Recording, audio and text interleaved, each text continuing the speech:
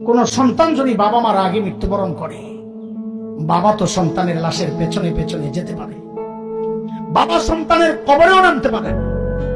বলে কেন, বাবার কলিজায় কি মায়া দয়া নাই? আছে। বাবাও চিৎকার করে করে কান্না করবে, কিন্তু বাবাকে আল্লাহ ওই শক্তি সামর্থ্য মনোবল দিয়েছেন, বাবা সন্তানকে দাফন করে শোয়া কান্না করতে করতে উপরে উঠতে পারবেন, ওই শক্তি আল্লাহ বাবার দিয়েছেন। কিন্তু কোন মায়ের জন্য সন্তানের লাশের পেছনে যাওয়া চলবে না, কোন মায়ের জন্য সন্তানের কবরে নামা চলবে না।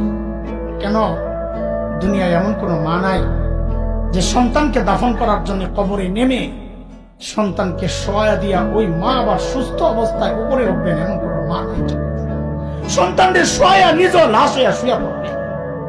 আরে ভাই, একটু জানতে চাই, এই যে মার কলিজা এত দরদ, এত মমতা, এত মায়ার ভালোবাসা, কারণটা কি বলেন তো?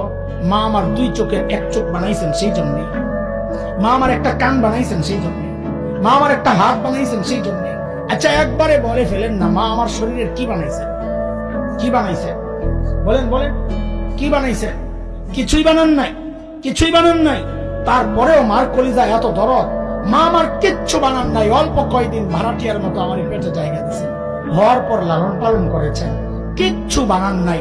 তাতেই মার কলিজা এত দরদ আর মায়ার মমতার ভালোবাসা, কিচ্ছু বানান নাই। তারপরেও